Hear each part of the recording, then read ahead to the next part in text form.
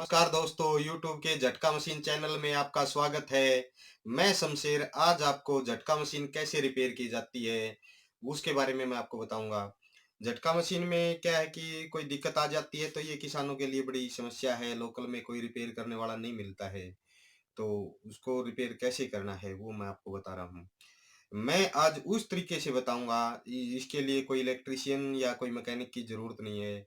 किसान भाई भी थोड़ा सा ध्यान से करेंगे तो वो भी रिपेयर इस मशीन को कर पाएंगे। उस तरीके से मैं बताऊंगा। इसके लिए हमारे पास सबसे पहले क्या है, ये मल्टीमीटर होना जरूरी है। ये मल्टीमीटर मार्केट से आपको 125 या 120 130 रुपए के लमसम मिल जाएगा। आपको ये लेके आना जरूरी है। और हमारे पास बैटरी होनी चाहिए। और इस मल्टीमीटर का मीटर होना चाहिए ये। उसके बाद ये है मशीन को कैसे खोलना है। ये मशीन हमारी चौकीदार के नाम से झटका मशीन है, हमारी केएसपी से मैन्युफैक्चर है ये। और इस मशीन को खोलने के लिए ये एक स्टिकर के नीचे, कोने के नीचे ये यहाँ स्क्रू मिलेगा, एक इधर मिलेगा। और इसी तरीके से स्टिकर के पीछे भी ऊपर वाले कोने में मिलेगा। इसी प्रकार सभी के सभी स्क्रू खोल के एक इस बैटरी वाली साइड में मिलेगा, एक इधर सोलर वाली साइड में ऊपर का स्क्रू खोलना है। इस प्रकार 6 स्क्रू खोलने के बाद इसका ऊपर का ढक्कन खुल जाएगा। ये हमने पहले खोले हुए थे क्योंकि वीडियो लंबी ना हो। तो उसके बाद क्या है, हमने सबसे पहले क्या है, बैटरी को चेक करना है। बैटरी को चेक करने के लिए हमारा ये डिजिटल मल्टीमीटर है जो, इसको 20V पे रखना है। इसको हमने 20V पे रखना है। उसके बाद ये इसके जो दो पॉइंट हैं, रेड और ब्लैक के, ये माइनस प्लस है। रेड है जो प्लस का है और ब्लैक है वो माइनस का है। इसी प्रकार बैटरी पे होते हैं रेड और ब्लैक के, उनको हमने ऐसे चेक करना है। इस पे हमने ऐसे चेक करना है। हमारी बैटरी के 12 वोल्ट हैं, 12 वोल्ट हमारी बैटरी के होने चाहिए। यदि 12 से कम है तो इसका मतलब हमारी हमारी बैटरी लो है। उसके बाद हमने हमारी बैटरी की जो केबल है ये, इस केबल को चेक करना है।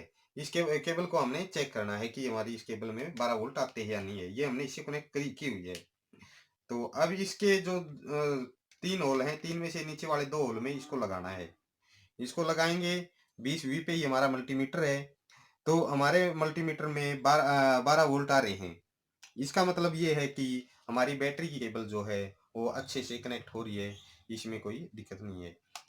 अब हमने हमारी बैटरी की केबल को मशीन में लगाना है। जहाँ पे बैटरी लिखा हुआ है हमने वहां पे इसको मशीन में लगाना है। इसको हम ऐसे मशीन को हमने बैटरी में लगा दिया है। बैटरी लगाने के बाद सबसे पहले हमने जो बैटरी के अंदर जो सॉकेट के जो अंदर टर्मिनल है, इनको हमने चेक करना है। 20V पे ही रखना है। इसको चेक करना है कि हमारे मल्टीमीटर में यहाँ पे 12 वोल्ट बताता है या नहीं है। ये देखो हमारी मशीन में 12 वोल्ट आ रहे हैं, 12 वोल्ट आ रहे हैं। तो इसका मतलब मशीन की सॉकेट ये सही है। उसके बाद हमने मशीन को ऑन करना है। ये ऑन वाला स्विच है, इसको ऑन करना है। हमारी मशीन अभी सही है, ऐसा नहीं कि मशीन में कोई दिक्कत है। ये अभी चालू हो गई है। तो लेकिन यदि चालू नहीं होती है तो उसके बारे में मैं बता रहा हूँ। तो इसमें सबसे पहले हमने इसमें ये सर्किट जो है ना, इसकी सर्किट चेक करनी है। इसमें पहले तार हैं जो, ये जो फर्स्ट वाले जो 2 पॉइंट हैं ये सोलर के हैं, उसके आगे वाले बैटरी के हैं। इस प्रकार ये लगे हुए हैं। इसमें हमने देखना है कि 12 वोल्ट आते हैं या नहीं आते हैं। इसमें सर्किट में 12 वोल्ट आ रहे हैं। यदि इसमें 12 वोल्ट नहीं आते हैं तो हमारे इधर पीछे ही सप्लाई में दिक्कत है। और इसके बाद हमने ये बड़ी वाली सर्किट है, बड़ी वाली सर्किट चेक करनी है। बड़ी वाली सर्किट में 12 वोल्ट आते हैं या नहीं है। इसमें 6 वायर होती हैं। ये मैं आपको दिखाता हूँ सर्किट। इस सर्किट में 6 वायर होती हैं। ये 6 पॉइंट होते हैं। इनमें जो इधर ये आपको डायोड को देखना है। इधर ये डायोड वाली साइड में ये पहले 2 पॉइंट हैं, ये बैटरी के हैं। इससे आगे वाले कैपेसिटर के हैं, इससे आगे वाले हैं जो ये लो हाई पावर कम ज़्यादा करंट करने के जो स्विच है उसके हैं। तो हमने सबसे पहले इसमें क्या है, जो पॉइंट बैटरी वाले हैं ये आपको डायोड का याद रखना है। इधर डायोड वाली साइड में ये 2 पॉइंट हैं, ये बैटरी के हैं। हमने ये देखना है कि हमारी सबसे बड़ी वाली पीसीबी है जो सर्किट है, इसमें करंट आता है या नहीं आता है। यहाँ पे 12 वोल्टेज आने इनपुट होना चाहिए। अभी इस बड़ी वाली सर्किट में हम देखते हैं ये मशीन को चालू करके बैटरी लगा के देखना है हमने। अभी ये देखिए, ये हमने यहाँ पे रखे हैं। अभी हमारे मल्टीमीटर में 11 वोल्ट बता रहा है, 12 वोल्ट आ रहे हैं। इसका मतलब 11 या 12 आ रहे हैं, थोड़ी सी लो है बैटरी, तो इतने वोल्टेज आने चाहिए।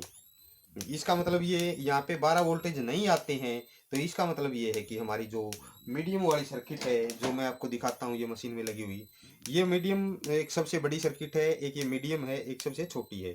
ये जो मीडियम वाली सर्किट है, यदि बड़ी पीसीबी में यदि 12 वोल्टेज नहीं आ रहे हैं, जो मैंने अभी चेक करके बताया, तो इस बड़ी वाली पीसी इस मीडियम वाली सर्किट में दिक्कत है, फिर ये फॉल्टी है हमारी। ठीक है, इसको देखना है, इस ये फॉल्टी है, तो ये सर्किट हमारे को चेंज करनी है। यदि हमारे पास हम इसको रिपेयर मैकेनिक है या कोई इसको रिपेयर कर सकता है तो ठीक है, नहीं तो इसको नई पीसीबी मंगवा सकते हो आप। तो ये नई पीसीबी चेंज करनी है। इसको चेंज करने के लिए कोई सोल्डिंग की ज़रूरत नहीं होती, इसके अंदर ये पेच होते हैं, आप पेचकस से इनको ऐसे कैसे इस सर्किट को चेंज कर सकते हो। उसके बाद यदि यहाँ पे 12 वोल्टेज आते आ रहे हैं, फिर भी हमारी मशीन ऑन नहीं होती है, तो इसका मतलब है फिर इस बड़ी वाली पीसीबी में ही कोई दिक्कत है। तो फिर हमारे को ये बड़ी वाली पीसीबी ही हमारे को क्या है, चेंज करनी है। इस प्रकार फिर ये जो इसके बाद बचती है हमारी छोटी वाली सर्किट है। ये छोटी वाली सर्किट भी ये हमारी अलार्म की सर्किट है। ये मैं आपको दिखाता हूँ। ये छोटी वाली जो सर्किट है, ये अलार्म की सर्किट है। यदि हमारे अलार्म में प्रॉब्लम है तो ये सर्किट चेंज करनी है। इस सर्किट में सबसे पहले हमने इसमें भी इनपुट देखना है। इसमें ये जो पॉइंट है, एक साइड वाले जो पॉइंट है, इनको हम चेक करते हैं, 12 वोल्टेज आ रही हैं। तो इसका मतलब 12 वोल्टेज सर्किट को मिले हुए हैं, लेकिन फिर भी सर्किट ऑपरेट नहीं, अलार्म को नहीं बजा रही, तो इसका मतलब हमारी अलार्म में दिक्कत है और अलार्म की पीसीबी चेंज करनी है। ये पीसीबी चेंज करना कोई बड़ी बात नहीं है। इसके अंदर ये कनेक्टर लगे हुए हैं, ये छोटे पेचकस से आप ऐसा आपके पास पेचकस होना चाहिए, उससे ही ये पीसीबी के तार उससे उठाते जाओ, पुरानी वाली से इसमें रखते जाओ उसी पॉइंट पे। इस प्रकार आप सर्किट के चेंज करके आप अपनी मशीन को रिपेयर कर सकते हैं। यदि किसान भाई को कि कोई मशीन खराब है, इस प्रकार से ये चेक कर ले कि हमारी कौन सी पीसीबी खराब है, कौन सी प्लेट हमारी खराब है। इस प्रकार हम चेक करके हमारी मशीन में, लगभग मशीनों में, सभी कंपनियों की मशीनों में आपको लगभग ये 3 पीसीबी ही मिलेंगी। और किसी भी मशीन में किसी भी किसान भाई को की खराब है, वो सबसे पहले ये चेक कर ले कि हमारी मशीन की कौन सी पीसीबी खराब है। वो चेक करना मैंने आपको बताया है। तो इस प्रकार चेक करके मेरे से आप फ़ोन पे ऑर्डर करके होम डिलीवरी पीसीबी की करवा सकते हो। ये कोई ज़्यादा कॉस्टली नहीं होती, 400-500 या 300 रुपये की, कोई 200 रुपये की, ऐसी छोटी-मोटी ये सब हैं पीसीबी। तो इस प्रकार से आप होम डिलीवरी करवा सकते हो। और फिर उस पुरानी जो सर्किट आपके पास बचती है, उसको आप रिपेयर मेरे पास भेज दो, कोरियर कर दो, पोस्ट ऑफिस से भेजो, बाय डाक भेजते हो, जैसे भी उसको भेज दो, मैं उसको रिपेयर करके आपके पास वापस भेज दूंगा। और वो भविष्य में आपको कभी भी दिक्कत आती है तो उसके लिए आप उसको रख सकते हो पीसीबी को। इस प्रकार ये कोई ज़्यादा कॉस्टली नहीं है, आप पीसीबी चेंज कर सकते हो। और क्या है कि आप की मशीन इस प्रकार रिपेयर हो जाएगी। इसे इसके बाद मैं आपको बताता रहूँगा आगे भी वीडियो में कि हमारे को पीसीबी भी कैसे रिपेयर करनी है। ये एक मोटे-मोटे तरीके से मैंने एक नॉर्मल तरीके से, जैसे किसान भाई इसको चेंज कर सके, उस तरीके से मैंने आपको बताया है। आगे फिर मैं और जो कि झटका मशीन में समस्याएँ आती हैं, उनके बारे में भी वीडियो बनाऊँगा। तो ये मैं शमशेर हरियाणा के हिसार ज़िला से हूँ और बास गाँव है मेरा। और मेरा मोबाइल नंबर है 90 532 90 532 38 726। 90 532 38 726, ये मेरा मोबाइल नंबर है। और दूसरा मेरा मोबाइल नंबर है 90 536 38 726। 90 536 38 726, ये मेरा मोबाइल नंबर है। किसी भी किसान भाई को कोई भी समस्या है तो कॉल कि झटका मशीन में कोई भी समस्या है तो मेरे को कॉल करें, और मैं आपको ज़रूर इसके बारे में जो हेल्प हो सकती है वो ज़रूर आपको बताऊंगा। धन्यवाद।